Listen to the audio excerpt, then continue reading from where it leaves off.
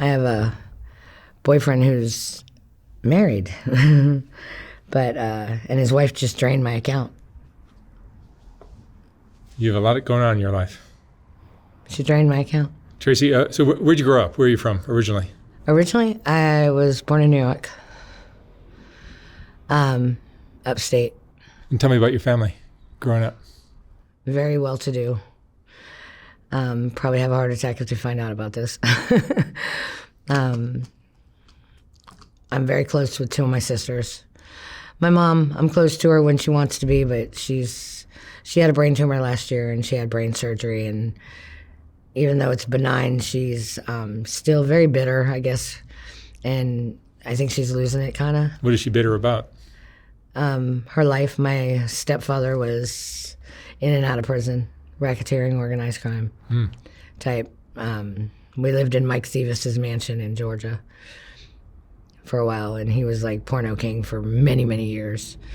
Matter of fact, his son and daughter were both my first boyfriend and girlfriend.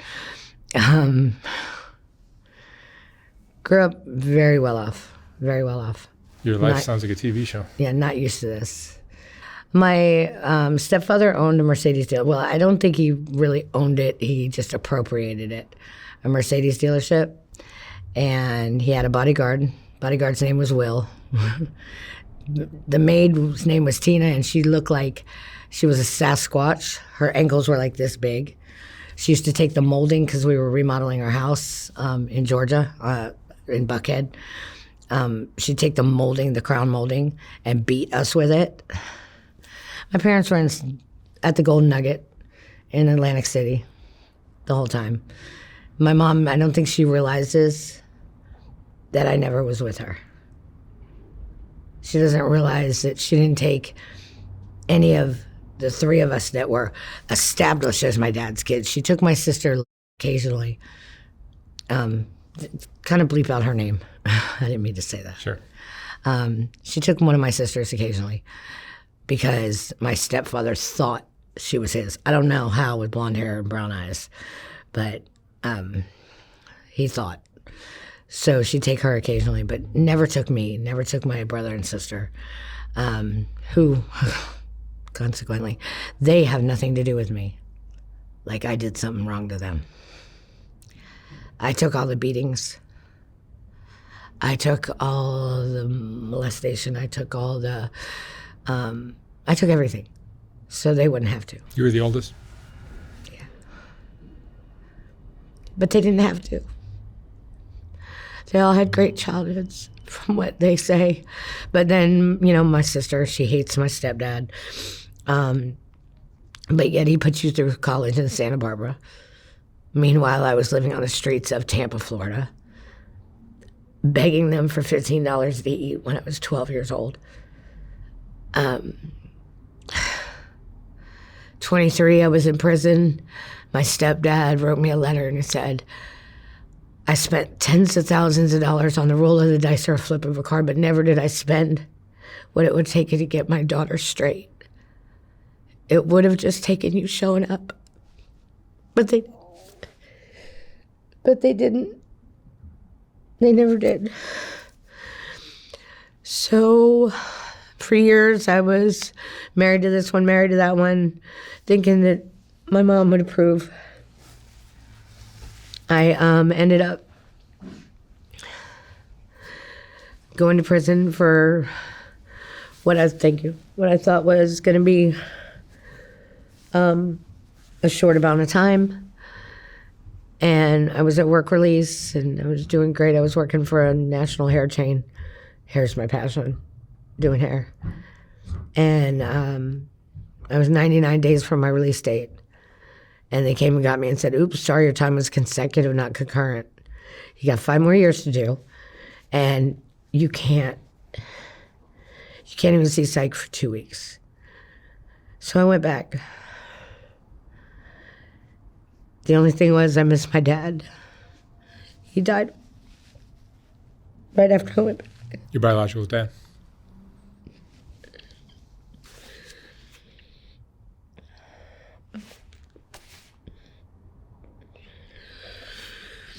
This wasn't supposed to hurt.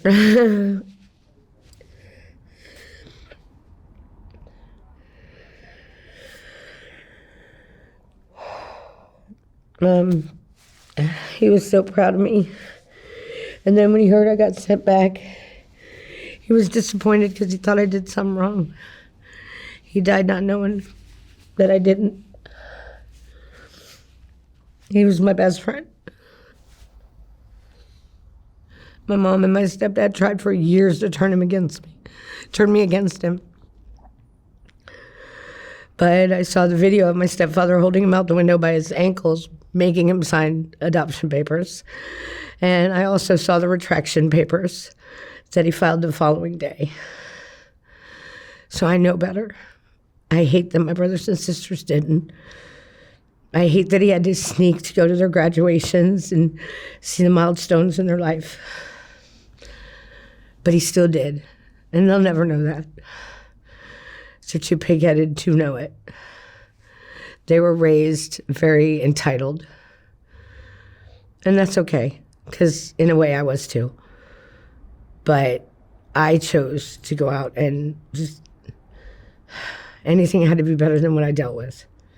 You know, I'd get taken, instead of getting taken to school, I'd get taken to the Mercedes dealership. So when a car went out on a test drive, I had to go with it. I had to go with it 6, 7, 8, 9, 10 years old. Had to ride in these cars. And it wasn't, for many, many, many years, I thought I did something. But it wasn't. It wasn't me. It was sick individuals. And then I met somebody. When you're saying you went for test drives, are you implying something else? They took me out and had sex with me. Really? And when I met my now ex-wife, we had like kind of a spiritual connection. Her father was murdered, and it was all over a bicycle. Somebody owed him $20, so he held the guy's bike, and this guy, this nasty individual who only got 10 years and 2 years, and he got 12 years with 10 years time served or something. He barely did anything for manslaughter. When he literally ran through 2 rooms, up a flight of stairs, unsheathed a samurai sword, threw the small knife down, ran back down through 2 rooms and cut his head almost completely off. That wasn't premeditated for Florida. But anyway, there was this man, because I was still having nightmares. I was 30-something years old, and the nightmares were like it happened yesterday. But this man kept coming and pulling them off of me and holding me. And I could describe him, his face, his hands, his smell, his touch, his voice. And I'd describe him every day, and I didn't know why she was looking at me funny. Then one day she went to legal mail, because we met in prison. She went to legal mail, and she came back with this booking picture, like about this big. And she said, "Do you know who this is?" And I'm like, I freaked out. I'm like, "That's him. That's the man that saves me." She said, "That's my dad." So from then on, her and I had a connection. So I finally felt, because I had so many sexual hang-ups, I finally felt comfortable enough to tell her the one thing that kind of drove me over the edge, and that was the guy Will, the bodyguard. I can talk about it now. I know I can. He used to sodomize me over and over again. And that's how he kept me from telling anybody. If I wanted it to happen less, I didn't tell anybody. If I didn't want him to hurt my brothers and sisters, I didn't tell anybody. If I didn't want him to do that to my sisters, I don't tell anybody.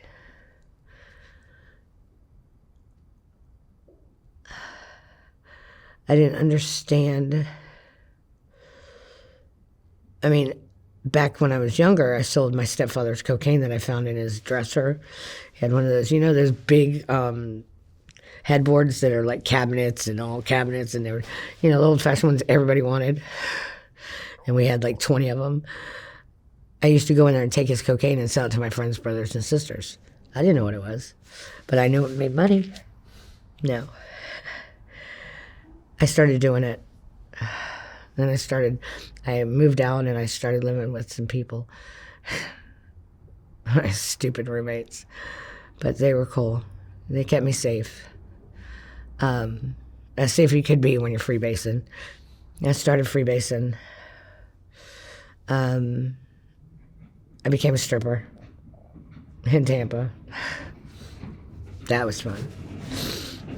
I never could get around to the prostitution thing because I it was too crucial, me getting high, because that's the only way I didn't think anything was happening.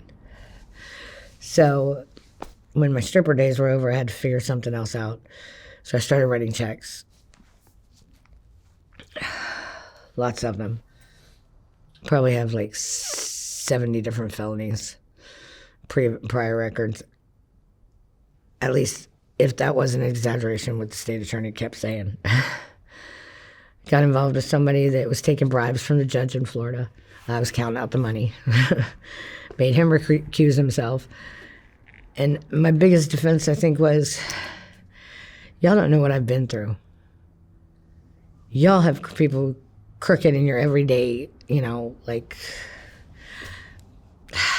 what do you put it? Democracy, or whatever. You're like, what word am I looking for? Anyway, they're just as crooked, You got to do what you got to do to survive on a day-to-day basis. And it's really funny because people will walk up to me downtown and they'll be like, oh, a guy will walk up to me and he'll go, can I get this or can I get that? And I'm like, excuse me? And I say it like this, and they take such offense, but I don't mean it in the literal, did you do this? I meant, what have you done today for yourself? I'll look at him and go, how many did you suck a dick today? Did you? Because that's what a lot of these girls are out there having to do. That's what they're having to do. I mean, no, what I do gets me more time. What I have to do, I have to go in and I have to commit so much fraud that I know I'm going to get time when I do go. I know it. But like my service dog, I have 5 dogs missing because I went to jail for some restitution I didn't pay at the time and I didn't know I owed. 49 days. And 3 of my babies are missing from that. And before that, I stayed at the terminal, a hotel, but it's not really a hotel. No. They don't give you a key, but they're not allowed in your room. But they go in your room and they take your dogs out and put them out back, and you lose 2 of them. You stay at the terminal hotel? 2 days. The first day, he put my dogs out back. That's the worst hotel. Or the second day. The second day, he put my dogs out back. The very next morning, when I found 2 of my dogs missing, I was moving my stuff out, and my brand new puppy, this was only about a week or 2 after, it was about a year ago, a week from now. My brand new puppy that was going to be my new start in life, except for the guy I was supposed to start over with, he left me. He was supposed to, though. He was very young, very in love with me, very wonderful, and I abused him, and I hurt him. And physically, mentally, he left here with a black eye. He left me a note saying he couldn't even look at himself in the mirror, but that he loved me more than life. Thank God he trauma bonded with somebody younger than him, at his age. And he just graduated Army boot camp, which was, his dream job was the Marine Corps, recon, but Army Rangers or paratroopers is second, like my dad used to do. But when you realize that you had the best thing in life you could ever have, and you fucked it up because of the way you were raised and the things you've been through, and that you inflicted that kind of pain on somebody so beautiful. For a year now, I have hated myself. Literally. I haven't cared anything about myself. Like, I mean, literally my friend had to wear this. I don't even care to get dressed up anymore. You know, put on some makeup. You look terrible. Okay. I don't feel like it. Okay, I'll put it on you. You know, when you stop caring about yourself that much, when everything is just fucked with you so bad that you destroy somebody inside and out.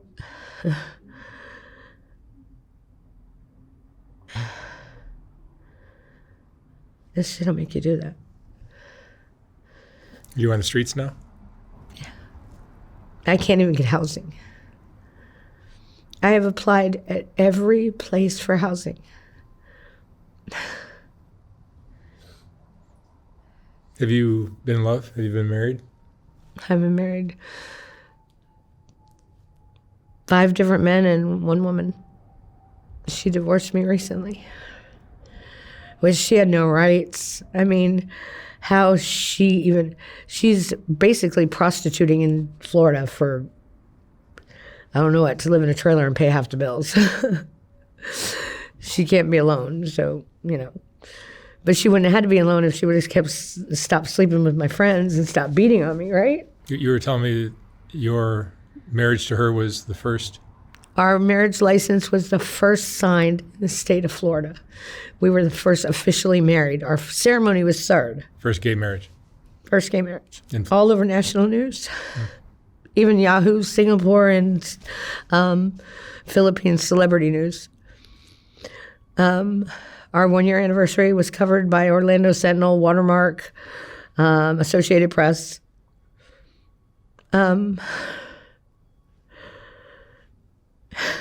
We looked beautiful in the pictures. It looked like it was perfect. Little did anybody know she had been hitting me and cheating on me for years. We have, up until our divorce the other day, we were together 16. And probably 16 3/4 years, because June would have made 17. We were married for 10. Yeah, 10. Do you have any regrets in your life? Everything. Everything.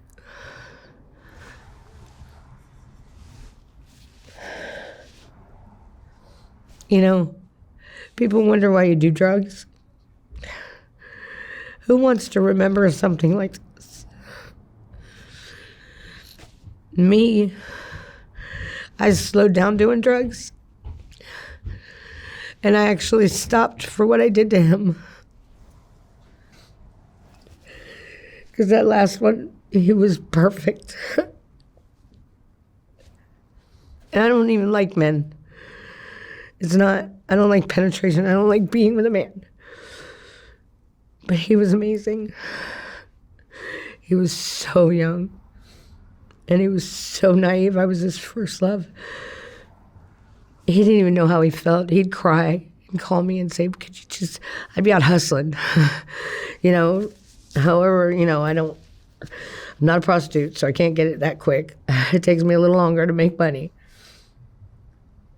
He'd call me crying, please just come home for an hour or so and talk to me. I don't understand what I'm feeling. Why am I feeling this way for you? And I didn't ever go explain. When he left here April 21st last year, we're staying in a hotel in Arcadia. Somebody had gotten me and him the room. And he sent a message and said, please, to my friend, and said, please take care of Tracy. And then he sent me a message and said, I will always love you. I thought he was trying to kill himself. I rushed back there. He had been gone. He had been gone. And I swore to myself, no, that's what he wanted. He wanted me to get clean, so I got clean. Found out the day he got married, which was 3 weeks after he left, May 17th, 2024, worst day of my life, the best day of my life, but again, worst. I went that day for an ultrasound. I was pregnant with twins. And then in September, when I went to jail, The cop ground his fist into my stomach outside of Linwood. They didn't do nothing about it. I reported it. I don't think they even pulled the tapes. I ended up losing the babies.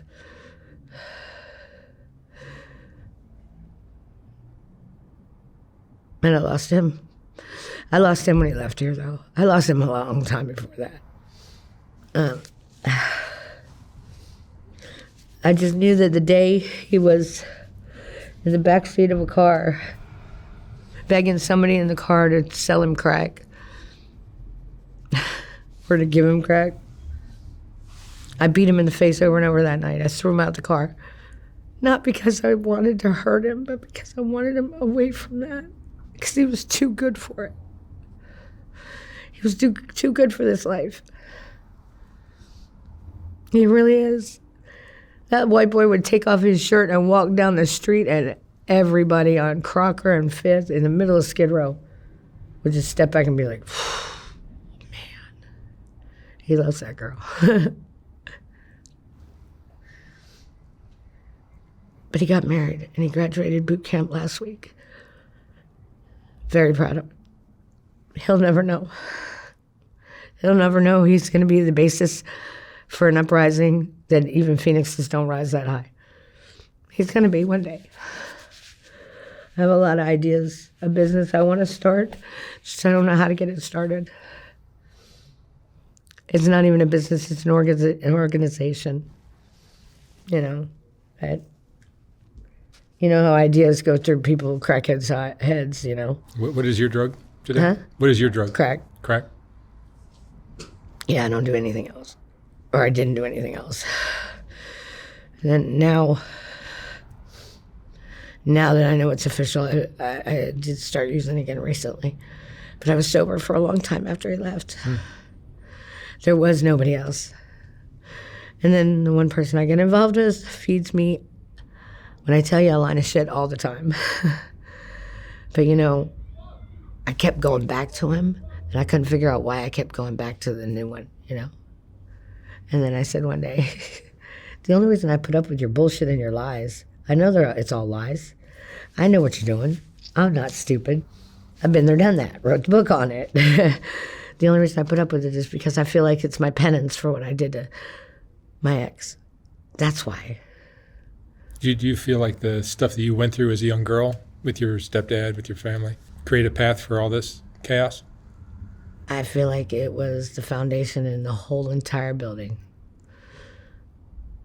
I really do. I think what pushed me over the edge as a kid was one day, I wasn't feeling very well. My stepdad was home. He was watching TV. He was watching Fast Times at Ridgemont High. I'll never forget it because it was my favorite movie because I wasn't allowed to watch it. But I wanted to watch it because it was kind of a story of my life, you know? And I don't mean me being justifiable as a stoner. I mean just the story of my life. The little good girl working at the store, you know, I mean, the diner or whatever. Yeah. Losing her virginity in the pool house by somebody definitely older and Italian. Yeah, that all happened. So I was excited. He said I could come watch it. He said I could come lay on his bed. When he rolled over and put his hand on my breast, it was like, are you fucking kidding me? Not again. Not again. It was about a month later I left home for the final time. I mean, I'd go back because they'd force me to, or the police would force me to, or because my mom would ask me to, or because I was just tired and needed to go take something from their house, so I had. But I was 11 years old. I'll never forget it. I had a red toilet. I had my own wing in the house. I had the Italian tiles that were the white tiles with the white gold trimming and the Purina dog chow, the red center with my red shampoo sink because I always wanted to be a hairstylist. I cut my sister's hair from down to her knees all the way up, shorter than mine, and then tried to super glue it back on when I thought I'd get in trouble. That's how I learned super glue does not make hair extensions. And And I left all that beautiful, huge closets full of stuff. I mean, for Christ's sakes, my window was on the curve of the house, and I just opened it up and opened the blinds up, and all night long they found like 20 pizza bags underneath my bed from Domino's and Pizza Hut. All the drivers were all my friends. They all came and hung out, you know? I had my first credit card at 14, you know, because that's the way it was in Buckhead. How do you make money now? Different kinds of fraud checks. When you say fraud, what do you mean fraud? Open up checking accounts, deposit stuff. There's people out there that get you the ID, everything, and you assume their identity. And it's literally supposed to be all on the up and up, but you know what? Lately it hasn't been. Or lately it has been, but for some reason, God keeps putting a stop to anything happening. The only thing I do is open the accounts, and the only thing that happens is they close them. So I don't know if that's telling me that soon and very soon I'm not going to be free anymore, or if it's telling me soon and very soon it's all going to stop because I'm going to get it together. If I had housing, if I had a place of my own right now, I'd never get high again. I'd never commit any more fraud, and I'd go back to doing hair. Because I know I'm fucking good at it. Tracy, let me ask you one last question. What would you say is the most important lesson you've learned in your life? Talk to somebody. Don't hold anything back. Don't let your past define your future. Because you have no future. If your past defines it, it won't allow you. It won't allow you to have a future. No matter what I do, every time I think about anything that happened in the past, a block goes on what I'm doing, trying to do good. All right. Tracy, thank you so much for sharing your story. Thank you. I wish you lots of luck with everything. Thank you.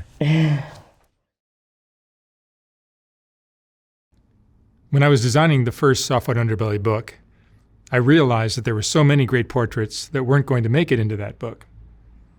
They just wouldn't fit. And once I saw how well that first book sold, I knew I'd have to design a second book. This second book is finally ready to ship. Like the first one, this book has a collection of some of the best portraits from Soft White Underbelly, accompanied by a quote from that person's interview.